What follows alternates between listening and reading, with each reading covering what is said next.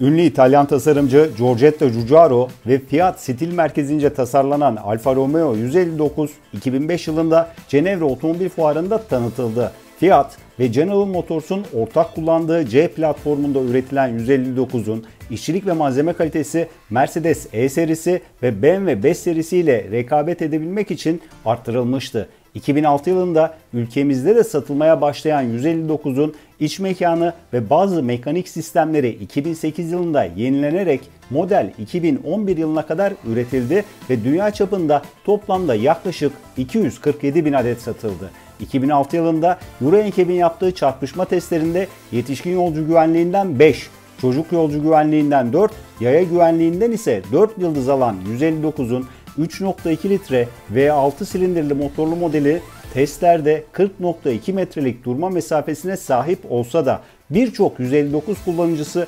159'da daha yeterli, daha iyi bir frenleme beklediğini belirtmiştir. Modeldeki frenleme memnuniyetsizliklerinin nedeni yaklaşık 1,5 ton civarındaki ağırlıklarıdır. Otomobilin ağırlığının bir diğer dezavantajı da yakıt tüketiminde görülmektedir. 1.8 litre ile 3.2 litre arasında çeşitli motoru alternatifleri var olsa da ülkemizde genellikle 1.9 litre motorlu modelleri yaygındır. Bu motorların benzinli olan versiyonu 160 beygir gücü ile şehir içerisinde 12, dizel versiyonları ise 120 ve 150 beygirlik modifikasyonları ile şehir içerisinde 8 litre seviyelerinde yakıt tüketmektedir. Performans olarak bakıldığında her iki motor da ülkemiz standartları için yeterli olup özellikle dizel motorların 16 subatlı 150 beygirlik modifikasyonu 320 Nm'lik tork gücü ile 0-100 hızlanmalarını 9,5 saniye civarında tamamlayıp otomobili 210 km hıza kadar çıkartabilmektedir ve ara hızlanmalarda da başarılıdır. Bu nedenle özellikle dizel 159 almayı düşünen izleyicilerimize otomobilin ruhunu daha iyi yaşayabilmeleri için 8 subatlı 120 beygirlik modifikasyondan çok 16 subatlı versiyonu tavsiye ederiz. 405 litrelik bagaj hacmi, arka dizbaş mesafesi beklenenin ve sınıf standartlarının gerisinde olan 159'ların görüş açıları yeterli olsa da çok başarılı değil.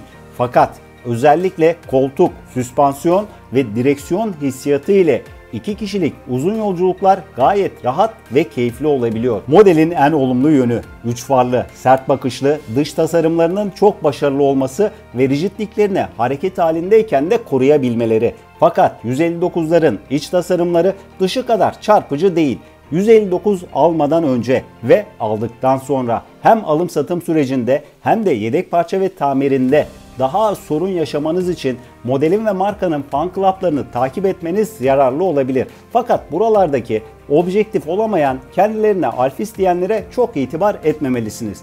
159'un karmaşık olması, anlayan ustanın çok fazla bulunmaması, bayi servis ve yedek parça ağının yaygın olmaması ikinci elini olumsuz etkilese de acele etmediğiniz takdirde fiyatı makul seviyelere düşen 159'lar illaki karşınıza çıkacaktır. Otomatik şanzıman, turbo ve elektronik sorunları daha az yaşamanız için bakımlı bir 159 almaya ve otomobili aldıktan sonra bakımlarını aksatmamaya dikkat etmelisiniz. Görünüş olarak tutku uyandıran 159'larda dönüş çapı, trim sesleri, sunroof'tan içeriye su alma, saklama alanlarının yetersiz olması gibi şikayetleriniz söz konusu olabilir.